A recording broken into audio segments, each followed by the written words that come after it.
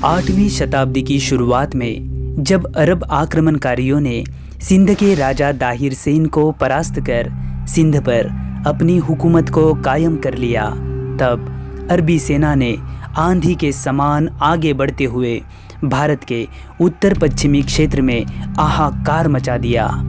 अरबों की इस महाबलशाली आंधी के सामने मौर्य, चावंड, सैंधव और कच्छलों की सेना ने घुटने टेक दिए, जिस कारण अरबी सेना मारवाड़, मालवा, मेवाड़ और गुजरात के भूभागों पर छाने लगी।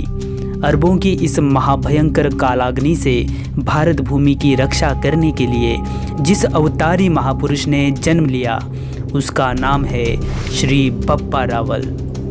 बप्पा रावल के बारे में यह जनश्रुति प्रसिद्ध है।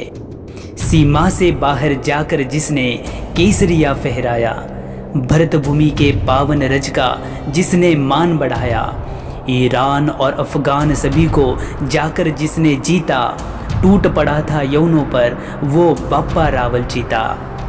तो आओ दोस्तों, आज से 1300 साल पहले गांधार, खुरासान, तुरान और ईरान तक हिंद की विजयी पताका फहराने वाले बप्पा रावल के जीवन पर एक नज़र डालते हैं। गुहिल वंश की 9वीं पीढ़ी में जन्मे बप्पा रावल राजा नागादित्य की संतान थे। राजा गुहिलादित्य द्वारा सन 566 ईस्वी में स्थापित गुहिल वंश का ईडर राज्य के भीलों के साथ काफ़ी प्रेम पूर्वक संबंध रहा था, लेकिन 8वीं पीढ़ी के राजा नागादित्य का भीलों के प्रति दुर्व्यवहार भील सरदारों को नाराज कर गया, जिसके चलते सन 716 ईस्वी में क्रुद्ध भीलों ने राजा नागादित्य की हत्या कर दी। इन क्रुद्ध भीलों से अपने 3 वर्ष के पुत्र कालभोज की रक्षा करने के लिए नागादित्य की पत्नी, जो कि चित्तौड़ के मौर्य राजा मानमोरी की बहन थी, वो एक तारा नामक ब्राह्मण विधवा के हाथों कालभोज को सौंपकर खुद सती हो जाती है। बालक कालभोज के प्राणों की रक्षा करने के लिए तारा उसे भांडेर नामक किले पर ले जाती है, जहां पर कालभोज अति सामान्य परिवेश में बड़े होने लगते हैं। इस दौरान भांडेर के श्यामवर्णीय भील बच्चों में खेलते कूदते गौरांग कालभोज को लोग शंका भरी नज़रों से देखने लगे। तब तारा उसे लेकर नागदा चली गई, जहां पर कालभोज अन्य बच्चों के साथ गाय चराने लगे। तभी गायों को चराते दौरान कालभोज के साथ एक आश्चर्यजनक घटना घटित हुई। कालभोज की एक गाय चरते चरते दूर जंगल में स्थित एक गुफा में चली गई।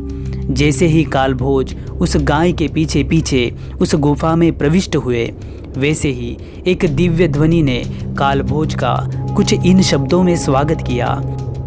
आ गए एक लिंग के दीवान, मैं तुम्हारी ही प्रतीक्षा कर रहा था। ये आवाज़ थी दिव्य सन्यासी हरित ऋषि की।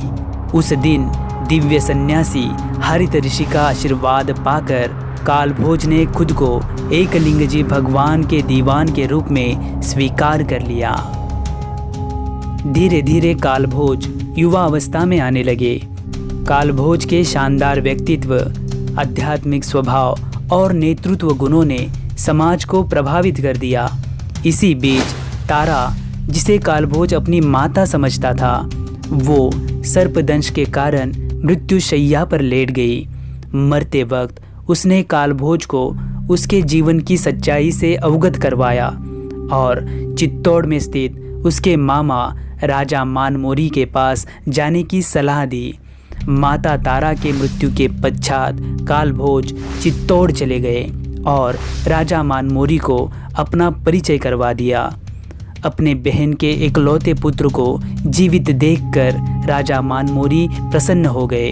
उन्होंने युवा कालभोज को अपनी सेना में एक महत्वपूर्ण स्थान पर नियुक्त कर दिया। ये वो दौर था जब अरब आक्रमणकारियों की आंधी ने समूचे उत्तर पश्चिमी क्षेत्र को अपनी चपेट में ले लिया था। चित्तौड़ के मौर्य शासक राजा मानमोरी भी अरबी हमलों से भयभीत थे। ऐसे समय में कालभोज ने चित्तौड़ की सेना को संगठित किया और वो अरबों पर काल बनकर टूट पड़े।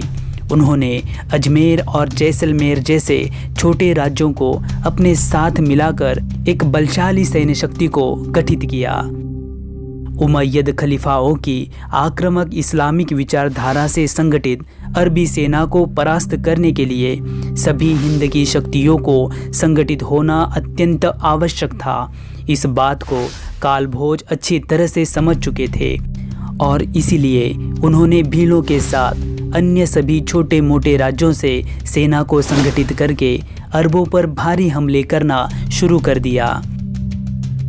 इस बीच उन्होंने अरबों को बार बार हराकर उन्हें सिंध का पश्चिमी तट, जिसे हम आज बलूचिस्तान के नाम से जानते हैं, वहीं तक सीमित रहने के लिए बाध्य कर दिया।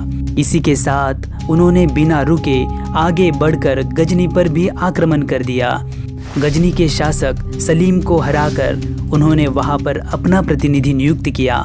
कन्नौज के राजा नागभट्ट प्रथम से संधि करके उन्होंने गांधार, खुरासान, कुरान और ईरान तक हिंद की विजय पताका को लहरा दिया और समूचे सीमावर्ती क्षेत्र पर सैन्य चौकियों का ऐसा जाल बिछाया कि आगे आने वाले 300 सालों तक किसी भी विदेशी आक्रांता का भारत की भूमि पर पैर रखने का साहस नहीं हुआ। कालभोज ने इस विजय अभियान से वापसी के दौरान जीती हुई अपार संपदा को मुक्त हाथों से जनता के बीच बांट दिया, जिस कारण जनता ने उन्हें अपने पिता को दिया जाने वाला बप्पा नाम का संबोध विभूषण के रूप में प्रदान कर दिया। उनका मूल नाम कालभोज तो मानो इतिहास में कहीं गुम सा हो गया। बप्पा रावल ने वो कार्य कर दिखाया था जिसे करने में मौर्य राजा मानमोरी बिल्कुल भी असमर्थ थे, जिस कारण स्वयं लज्जा से राजा मानमोरी ने बप्पा रावल के हाथों चित्तौड़ की बागडोर सौंपकर खुद सन्यासी जीवन को अपना लिया। बप्पा रावल ने चित्तौड़ को अपना केंद्र बनाकर मेवाड़ राज्य में महापराक्रमी गुहिल राजपूत राजवंश की स्थापना की। ये वही पराक्रमी राजपूत राजवंश है जिसमें आगे जाकर महाराणा हम्मीर, महाराणा कुंभा, महाराणा सांगा और महाराणा प्रताप जैसे परम प्रतापी महावीरों ने जन्म लिया। बप्पा रावल एकलिंगजी भगवान को ही मेवाड़ का असली शासक मानते थे और खुद को केवल उनका दीवान, और इसी श्रद्धा से उन्होंने उदयपुर के उत्तर में स्थित कैलाशपुरी में एकलिंगजी भगवान का एक भव्य मंदिर स्थापित किया था। बप्पा रावल ने सोने से बने अपने विशेष सिक्कों को भी जारी किया था, जिस पर शिवलिंग, नंदी, त्रिशूल, गौमाता, सूर्य और दंडवत करते हुए एक पुरुष की आकृति अंकित है। इससे प्रतीत होता है कि बप्पा रावल शिवजी के एक महान भक्त थे। सन 753 ईस्वी में 39 वर्ष की आयु में बप्पा रावल ने राजसी कामकाज से संन्यास ले लिया और उन्होंने अपने शेष जीवन को एकलिंगजी भगवान की सेवा में अर्पित कर दिया। बप्पा रावल का देहांत नागदा में हुआ, जहां आज भी हम उनकी समाधि के दर्शन ले सकते हैं। भारत भूमि का मान बढ़ाने वाले इस परम प्रतापी महावीर की चरणों में हम कोटि कोटि नमन करते हैं। तो दोस्तों, आपको ये जानकारी कैसी लगी, आप हमें कमेंट बॉक्स में ज़रूर बताइए।